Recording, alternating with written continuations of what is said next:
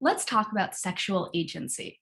So, for the first half of the course, we've been working to understand dimensions of identity, such as sex, gender identity, sexual orientation, romantic attraction identity, and sexual attraction identity.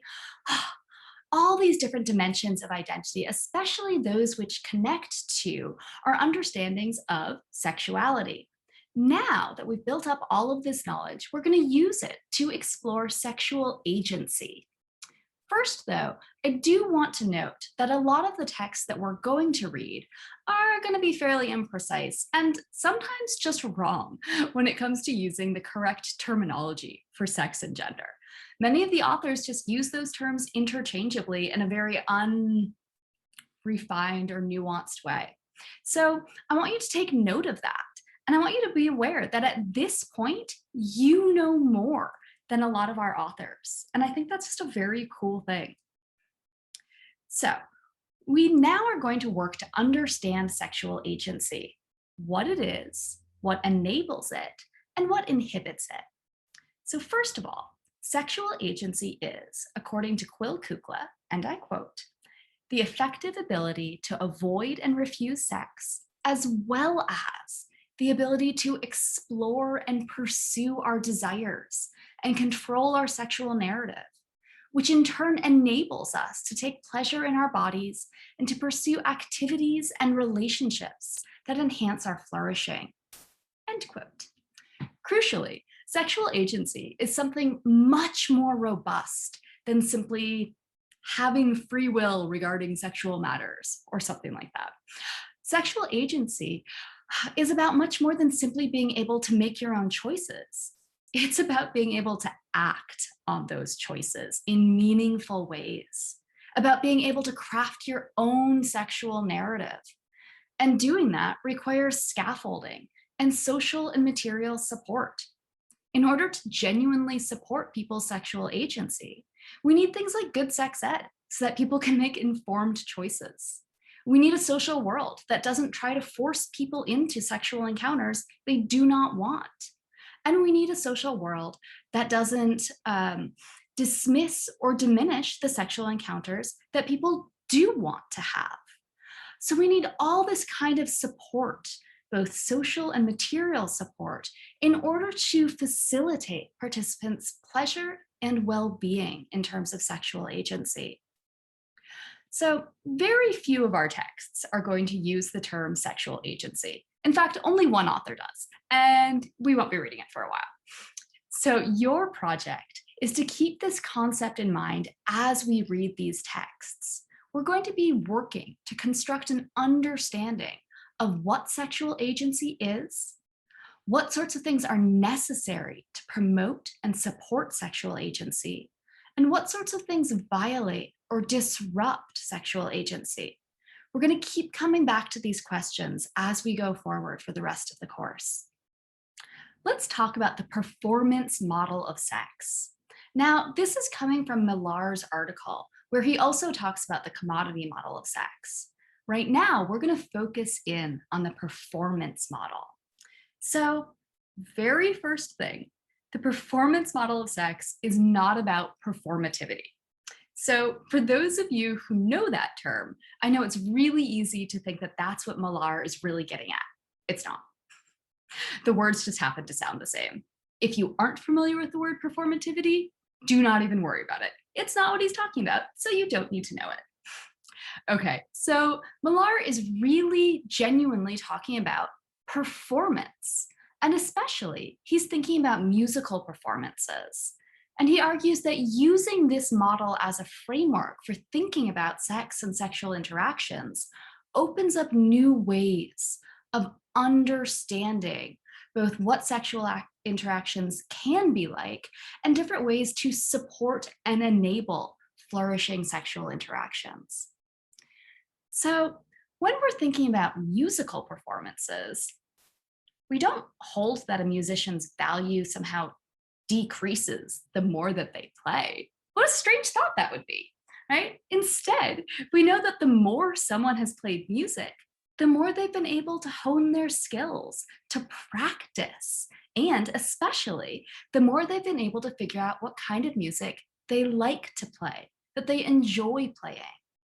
We can still recognize that there can be something, oh, maybe exciting or special about the very first time someone gets up on stage to perform. That can be a big moment for them. Yay. But that doesn't mean that the performance itself was inherently more valuable than the performance they give 10 years later or 20 years later. And it certainly isn't the case that the musician's value as a person somehow decreases after that first performance. So we can use this as a model for thinking about sexual interactions.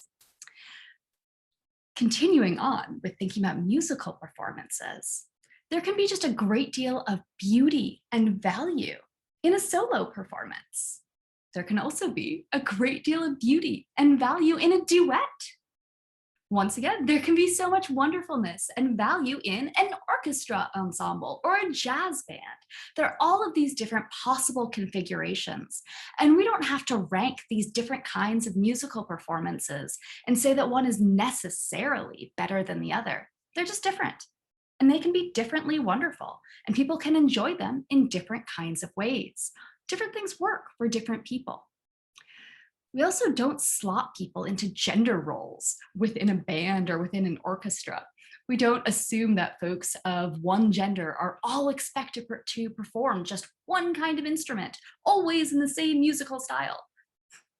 Nor do we hold up certain gender configurations of performers as somehow better or more real than others. A duet involving a man and a woman is somehow not more real as a musical performance than, say, oh, a trio of women all playing together, or any other configuration.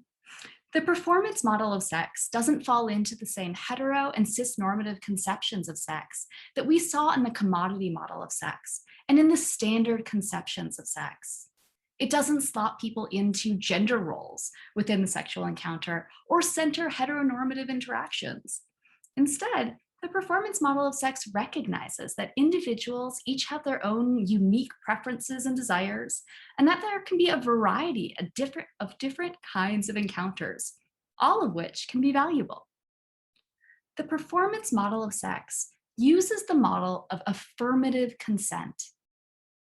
This means that it conceives of consent not as a single moment of yes or no, but as an ongoing process.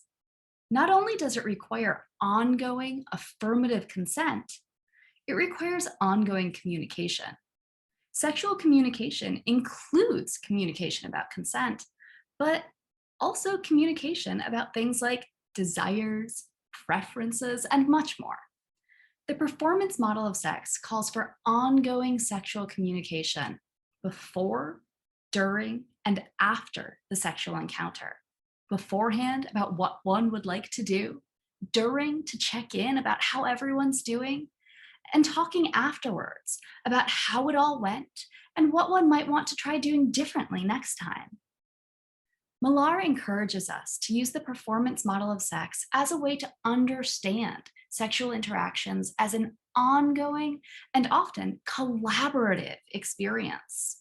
If this is a sexual experience that involves other people, it's necessary, it is built in that it is a collaborative process involving ongoing engagement with one another. Anyone who's ever performed in a band knows that it's essential to work together, to make sure everyone is on the same beat, that everyone knows what's going on, everyone is aware of where they are in the performance. You have to be constantly attentive to how everyone else is doing.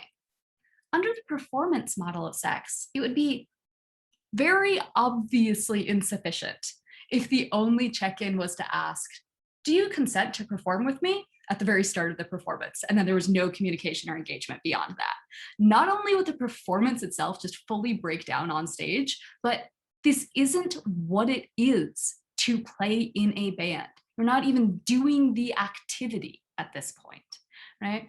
Sometimes people who are using the commodity model of sex think of, a non-consensual sexual interaction as one in which there was sex that just lacked consent.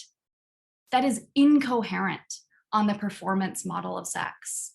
On the performance model of sex, if there isn't ongoing affirmative consent and ongoing communication and checking in, it is not even doing the activity, right? It is not even qualifying as doing the kind of activity one would do in order to have a sexual encounter. All right, so within this, the performance model of sex opens up space to recognize and value a variety of different kinds of sexual encounters. It eschews those hierarchies that we're so used to, that are so embedded in our social world.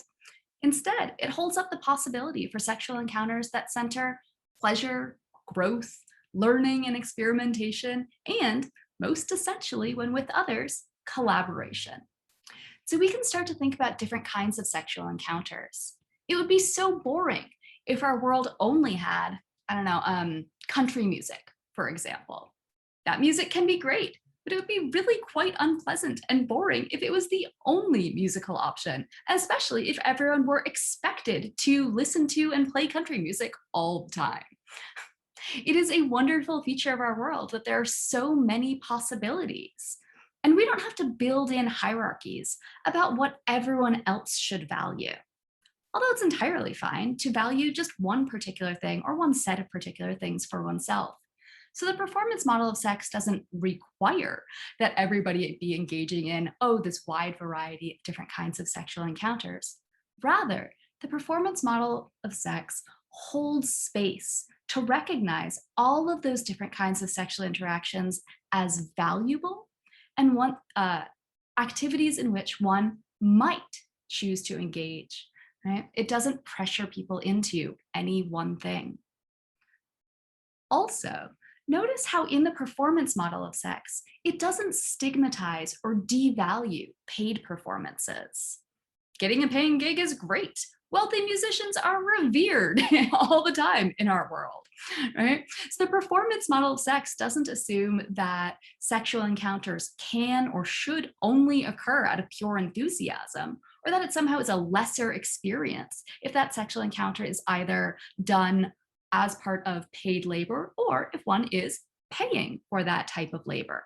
Rather, the performance model of sex treats things like sex work as one out of many scenarios in which flourishing and agential sexual encounters can occur.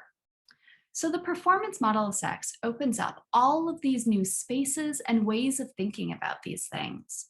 It opens up possibilities to better recognize and support sexual agency for everyone involved. Let's talk about Kramer-Bussell's Beyond Yes or No, Consent as a Sexual Process. So Kramer-Bussell argues that we need to stop thinking about consent as just this one moment of yes or no, and instead recognize consent as an ongoing process. Now, this is fairly uncontroversially entirely correct. Consent can always be withdrawn. Consent can be modified. It can be changed. It is this ongoing, incredibly important, foundational aspect of sexual interactions. However, I do want to raise 2 points of caution while reading and thinking about this text. First, Kramer-Bussell uses the enthusiastic model of consent. This is importantly better than thinking of consent as that mere moment of yes or no, but there are also serious critiques of this model, which I discuss in the consent video. 2 is that Kramer-Bussell tends to blur together consent and sexual communication. Now, communication is necessary for consent, but the way that Kramer-Bussell talks about consent and communication is as if they're just entirely the same thing. So I want us to reflect on that and on whether there is the possibility for consensual sex where communication just wasn't great. So sexual encounters that might have been entirely desired and wanted, where everyone was careful to check in with one another and make sure that their partner or partners wanted this encounter, but where the sex was ultimately unsatisfying because the participants didn't really know how to talk about what sort of sexual experiences they really wanted. Do we actually want to say that that was non consensual? It's really, really common to feel awkward talking about sex. Our social world does not encourage discussing one's desires or preferences or fantasies. And so most people don't really have the skill of talking about sex.